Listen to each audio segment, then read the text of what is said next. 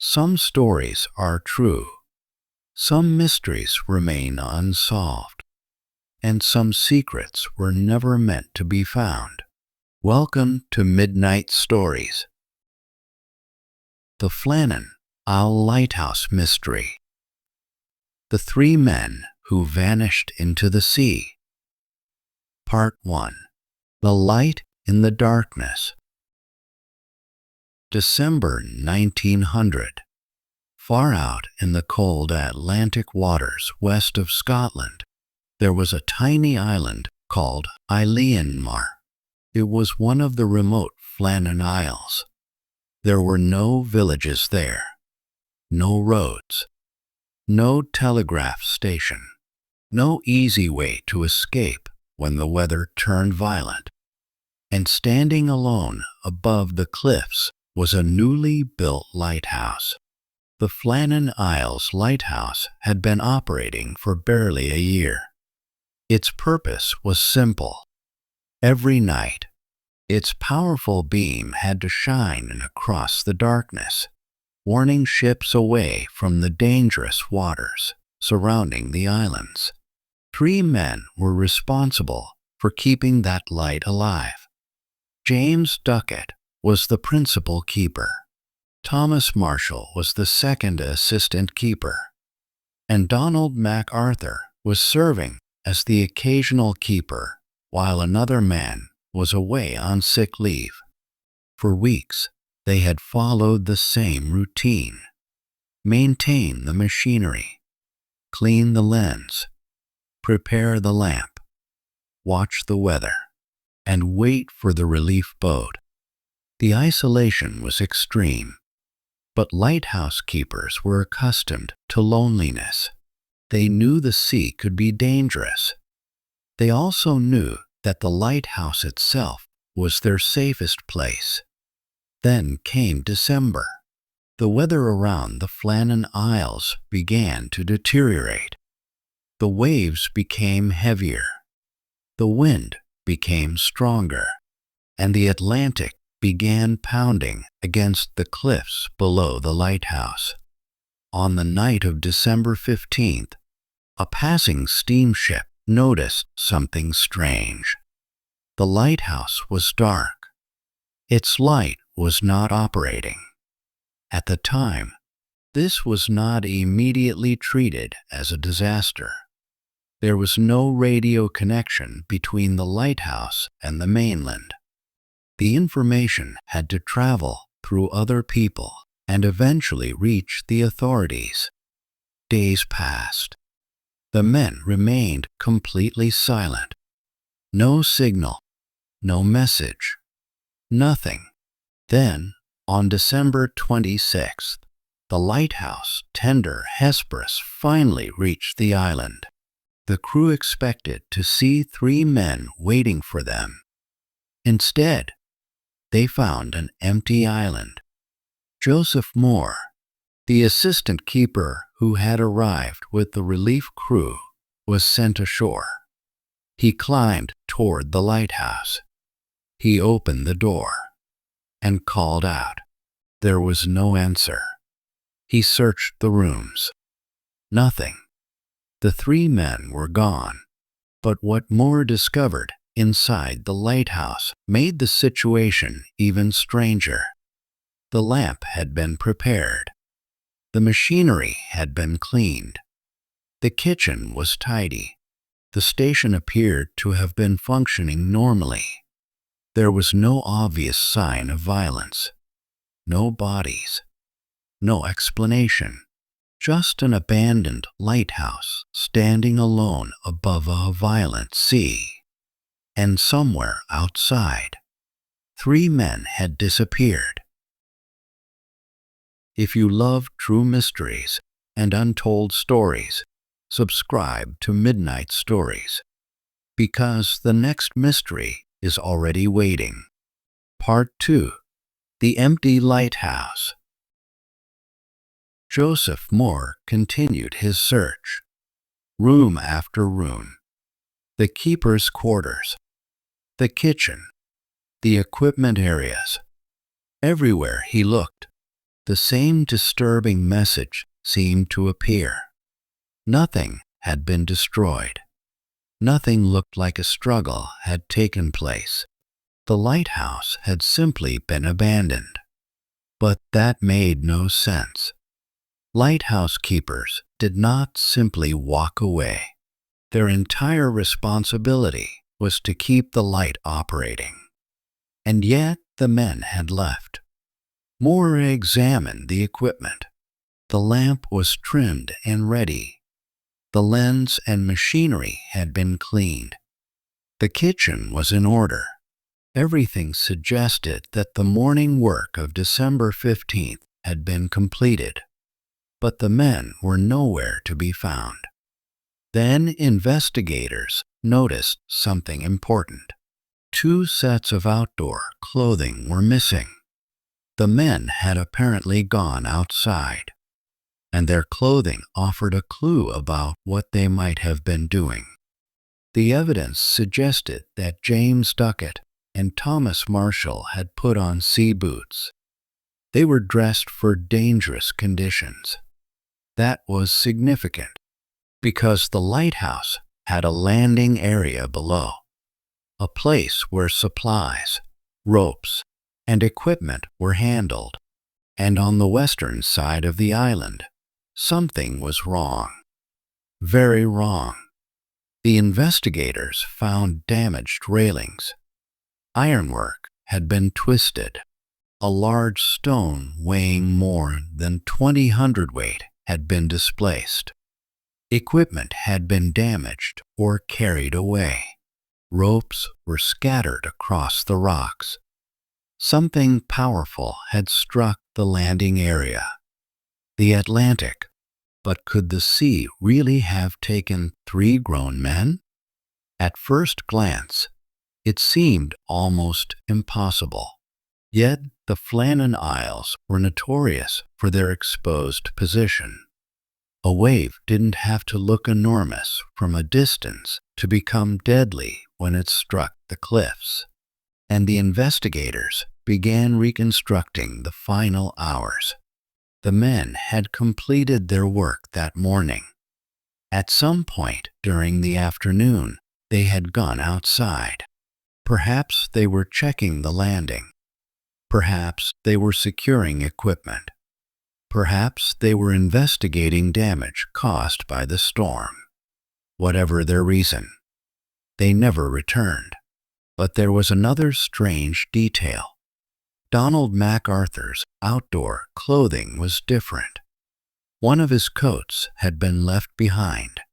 It appeared that he may have gone outside without fully dressing for the weather. Why? Had he simply followed the other 2 men? Had something happened suddenly? Had he seen the others going toward the landing and rushed after them? Nobody knew. And because the 3 men disappeared together, there would never be a witness to tell the story. Part 3. December 15th. To understand what happened, investigators had to determine the exact time the men vanished. The lighthouse log provided part of the answer. The last written entries in the log were dated December 13th, but additional information had been written on a slate. Weather readings, the state of the wind, barometer and thermometer measurements, and information concerning the lighthouse. Some of those observations extended into the morning of December 15th. The station appeared to have been operating normally. The work of the morning had been completed. The lamp was ready. The fountain was full. The blinds had been dealt with. Nothing suggested that the men were preparing to abandon the lighthouse, which meant something happened after the morning work, probably during the afternoon. And that narrowed the mystery. The men were alive that morning.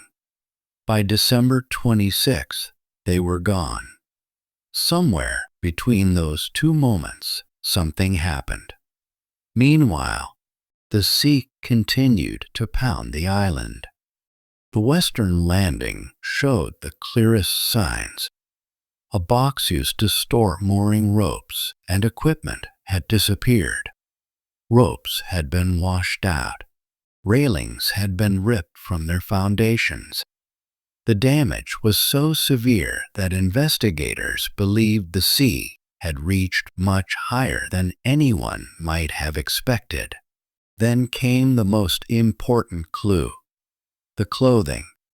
James Duckett was wearing sea boots and a waterproof coat. Thomas Marshall was wearing sea boots and oilskins. Those were not clothes a man would normally wear while simply relaxing inside the lighthouse. They were clothes for going outside. And according to the investigators, the men likely went toward the landing. Perhaps they had seen damage. Perhaps they were trying to secure equipment.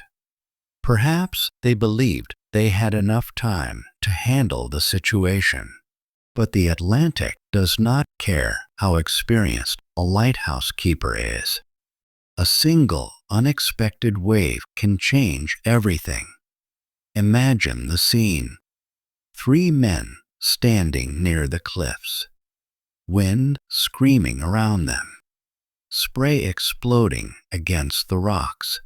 The sea below them rising and falling like a living thing. One man moves toward the equipment. Another follows. And then a wave comes. Not an ordinary wave. A massive surge of water.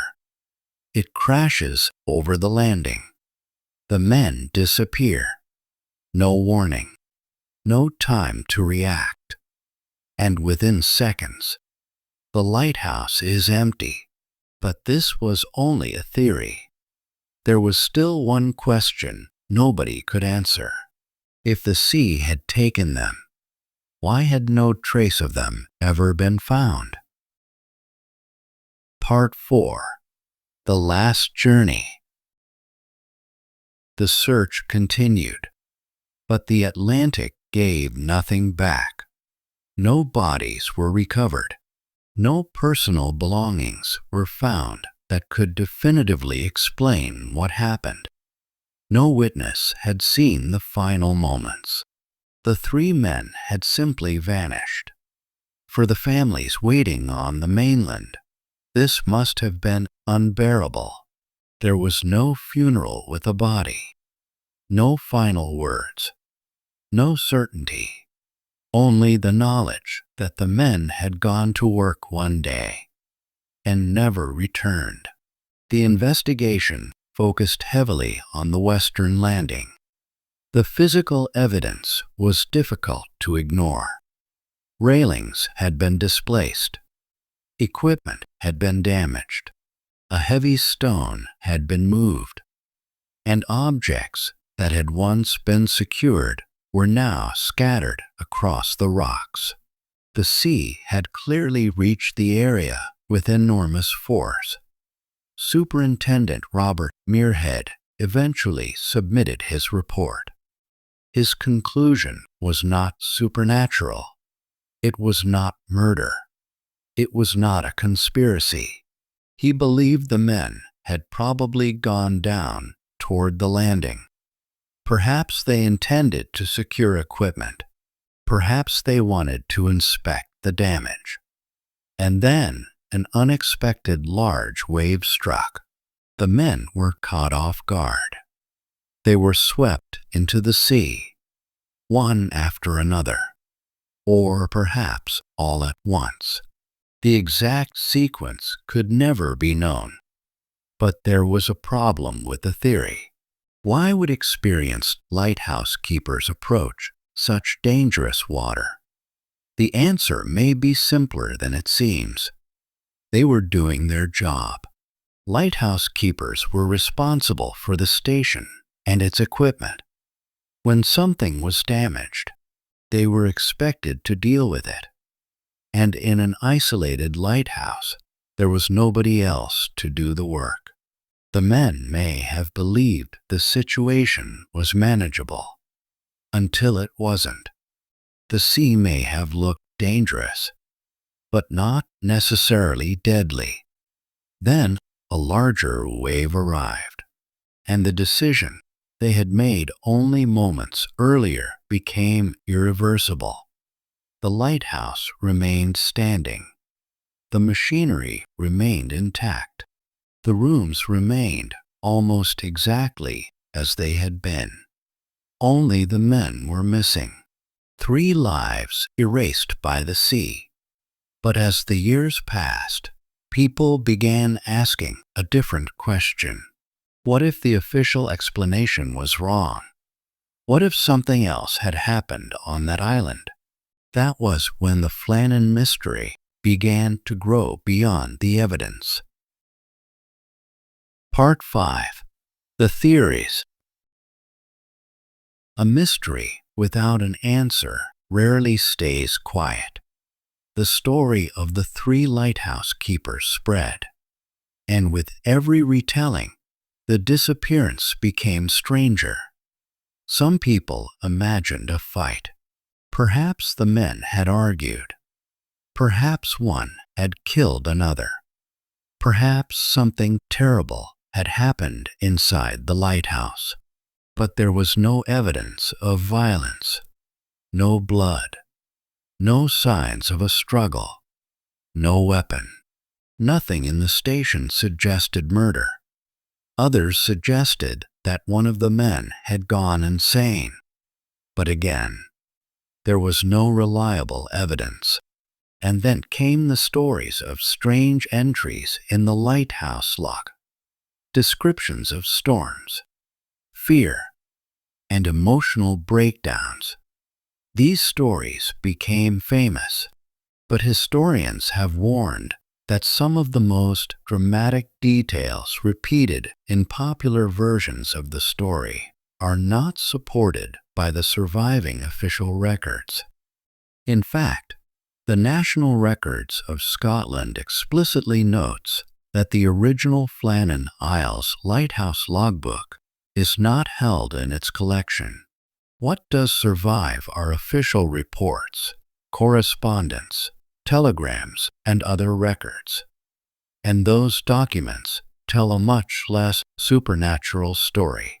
They tell us about 3 working men, a dangerous island, a damaged landing, and a violent sea.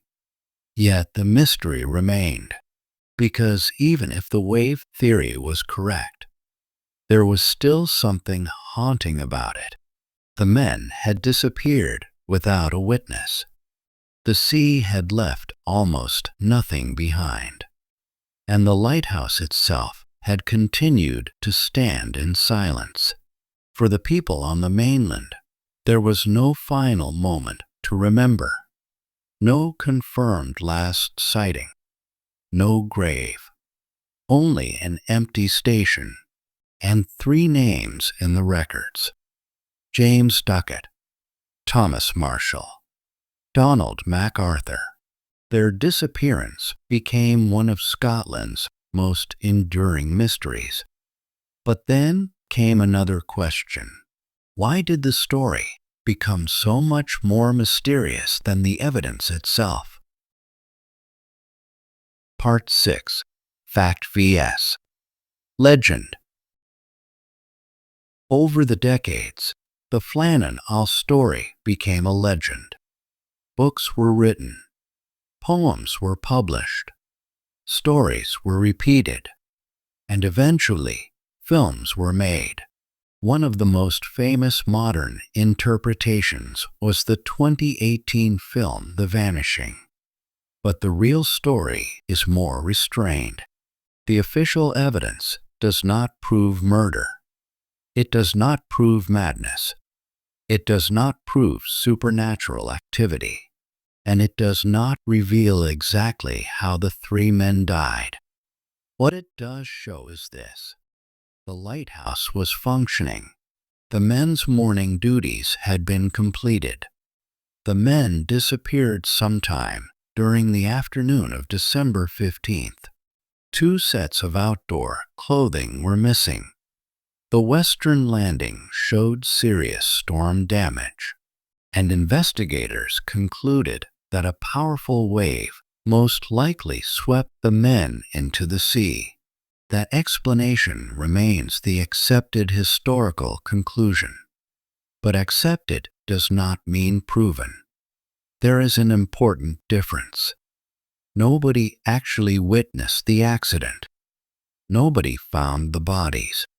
Nobody reconstructed the exact final seconds. So the mystery remains incomplete. And perhaps that is why it has survived for more than a century, because the simplest explanation still leaves one final image in our minds. 3 men walking down toward the sea, the lighthouse behind them, the cliffs ahead, and a storm growing stronger around them. Maybe they believed they were only going outside for a few minutes. Maybe they planned to secure the equipment and return. Maybe one of them shouted when he saw the wave. Maybe there was no time to shout at all. Then the water came, and when it withdrew, the men were gone. Part 7. The Light That Remained. More than a century has passed since that December afternoon. The lighthouse still stands on Flannan Isle. The cliffs are still there. The Atlantic still crashes against the island. And the story of the 3 keepers still attracts people fascinated by unexplained disappearances. But perhaps the most important part of the story is not the mystery. It is the men themselves. James Duckett, Thomas Marshall, Donald MacArthur. They were not characters in a ghost story. They were lighthouse keepers doing a dangerous job in one of the most isolated places in Scotland. They went to work. They maintained the light. They watched the sea. And somewhere during the afternoon of December 15, 1900, they disappeared. The official investigation believed they had been swept away by a powerful wave. Their bodies were never recovered. Their families were left without certainty. And the lighthouse continued. Years later, the Flannan Isle Lighthouse remained in service. It was eventually automated and unmanned in 1971. But the mystery of the 3 men never completely disappeared, because whenever people look at that lonely tower above the Atlantic, one question inevitably returns. What really happened on December 15, 1900? Was it simply a tragic accident? Were the 3 men caught by a wave larger than they could survive? Or is there still some detail hidden in the past that could change the story? We may never know. The official evidence points toward the sea. The sea leaves no testimony, no confession, no explanation, only silence. And perhaps that is the most frightening ending of all. There was no monster, no ghost, no mysterious stranger, just 3 men, a dangerous ocean, and one final wave. The lighthouse survived. The light returned. But the 3 men never did. And somewhere beneath the cold waters around the Flannan Isles, their final chapter may still be waiting. 3 men went down toward the sea. Only the light came back. If you love true mysteries and untold stories, subscribe to Midnight Stories, because the next mystery is already waiting.